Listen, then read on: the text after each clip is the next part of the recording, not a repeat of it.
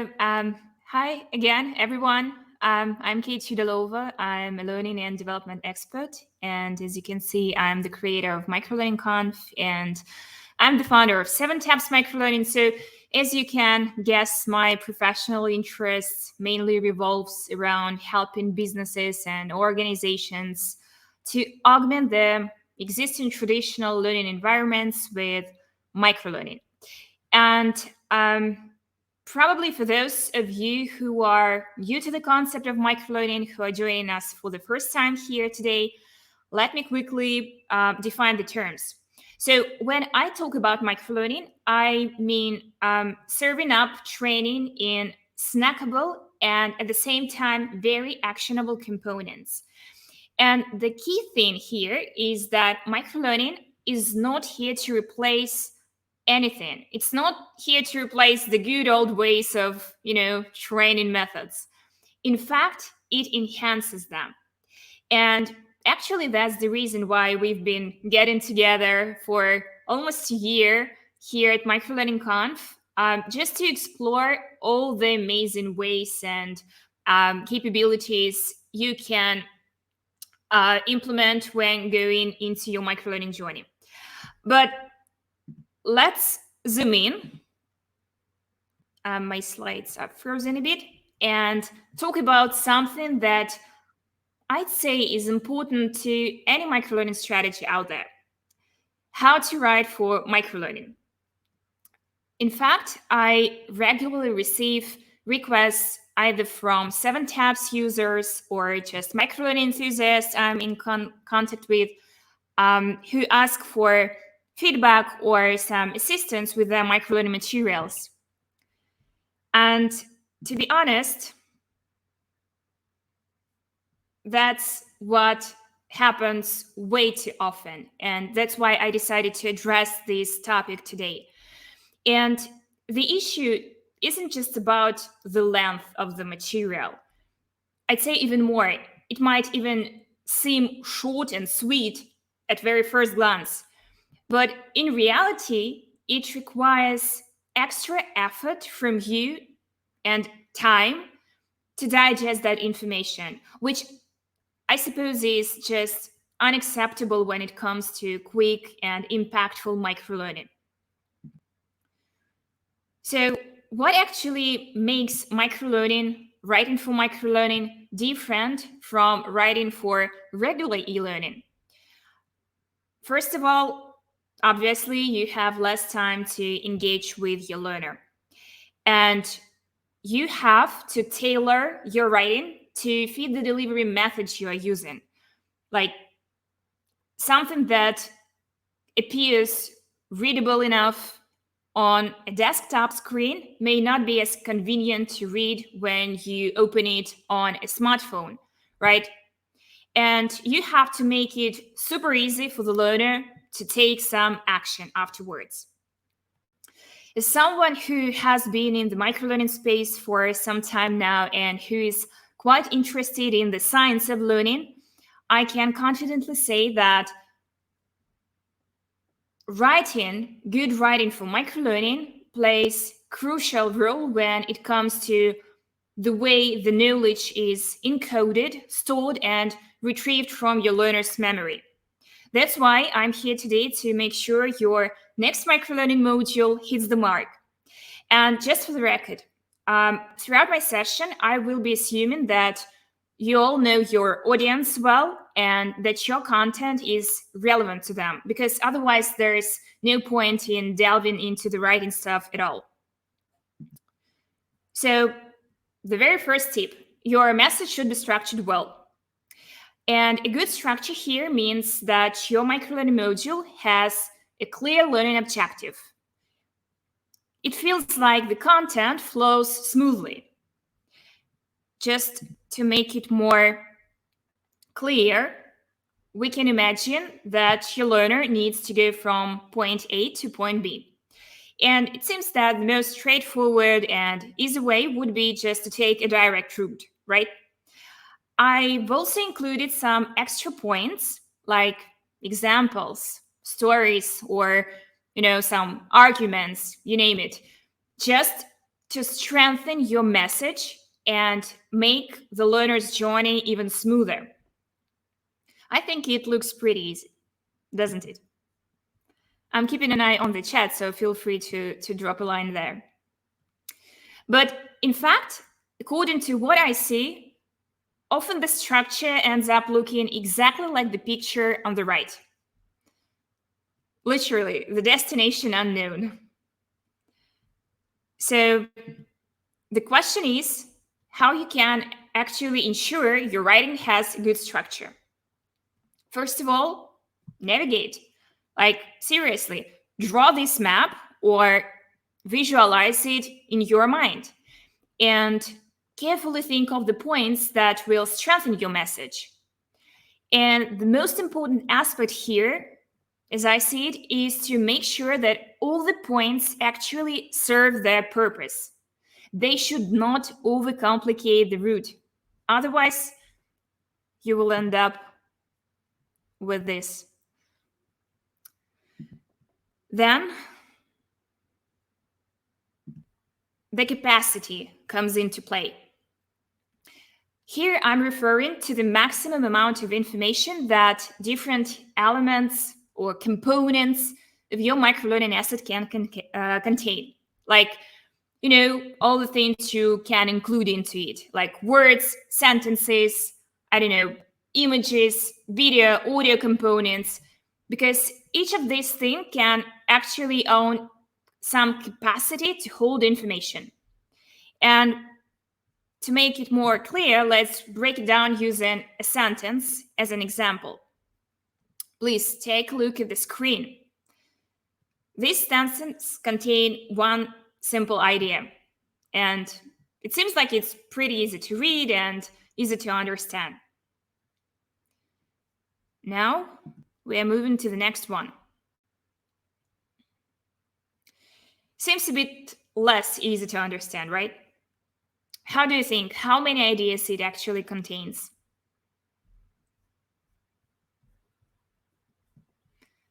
The first answer is 2, 4. Well, 2, 3, yeah. 2, 3, but anyway, still digestible, as I see it. And finally, there's not even much to comment on here. You see it for yourself. I mean, you don't even want to read it. And I'm pretty sure that your employees would react the same way.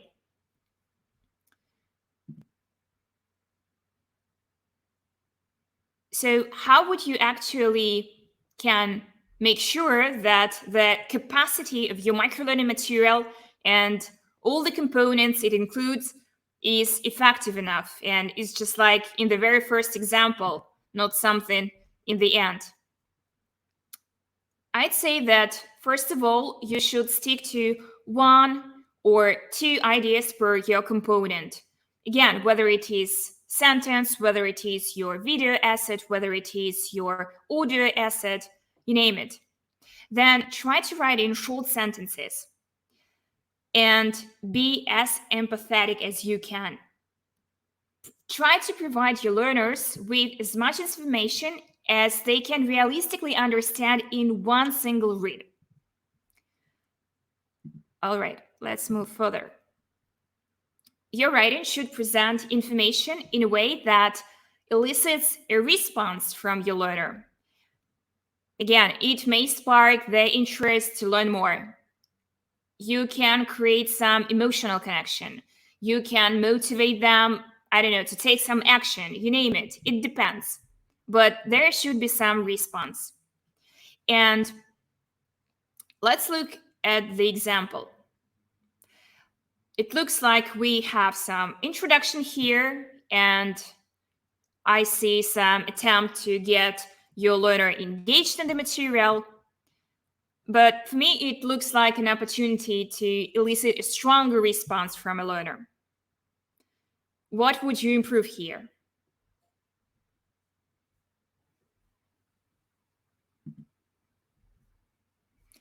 Well, I see no responses so far in the chat. I can share something I came up with. So I would start thinking about more concise wording here, first of all.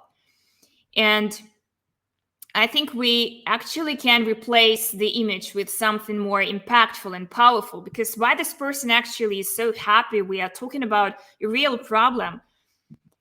And I think there should be some more compelling data available regarding the subject that will be more convincing than just saying, oh, there is a problem and it's huge. So here's what I got.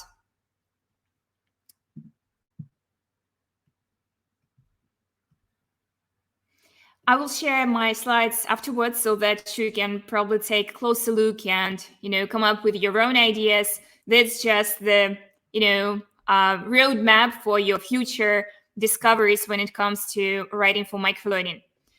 So making response easier, first of all, means reducing friction.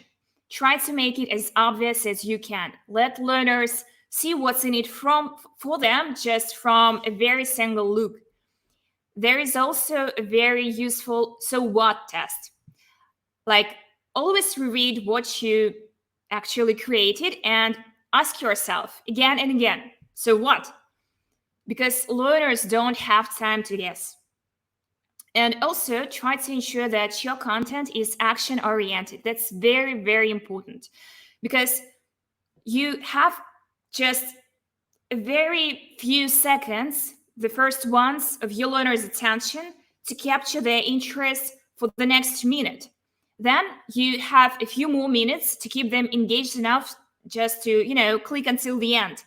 Then you should inspire them to go and do something. So it's all about, causing some action component. And that's in fact how the attention management works. To wrap things up, here's my main message to all the microlearning enthusiasts out there. Don't underestimate the importance of writing, because when you invest in writing, it does not just benefit your learners, it actually benefits the organization, because eventually it leads to better performance. And I also wanted to share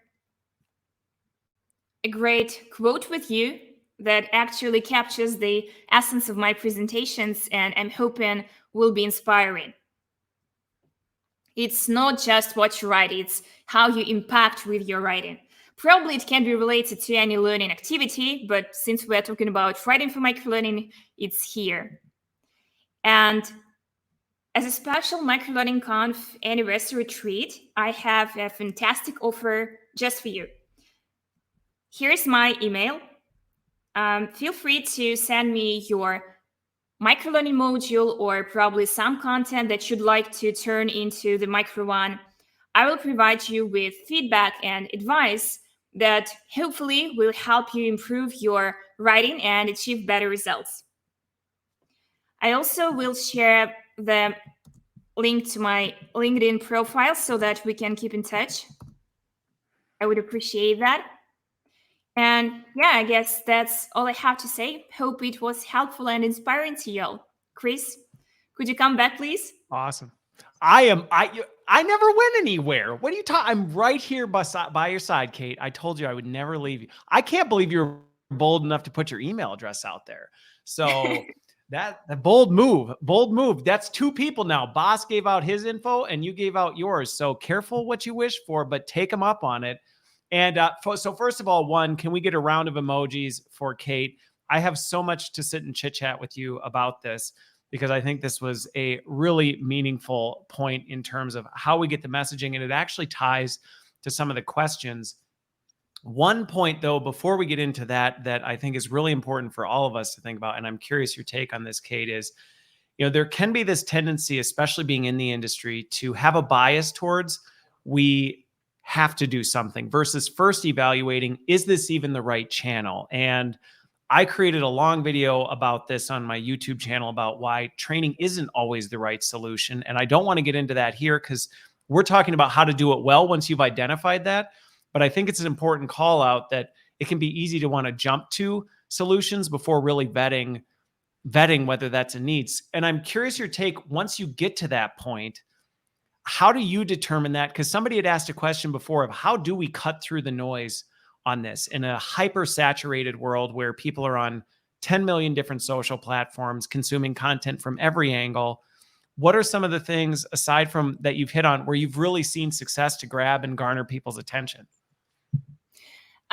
Since I'm coming from the learning and development consulting field, I always keep in mind that not all first of all, training is not the solution to all your needs. And, the majority of the solutions actually lies somewhere in the field of administrative power and leadership examples and how you actually establish the culture within your company.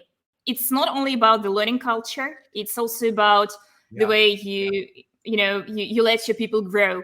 And it's so very important, and it's a never-ending process. It has no beginning, probably just some inspiration and some manager who will be pushing this process forward, because otherwise it won't move an inch.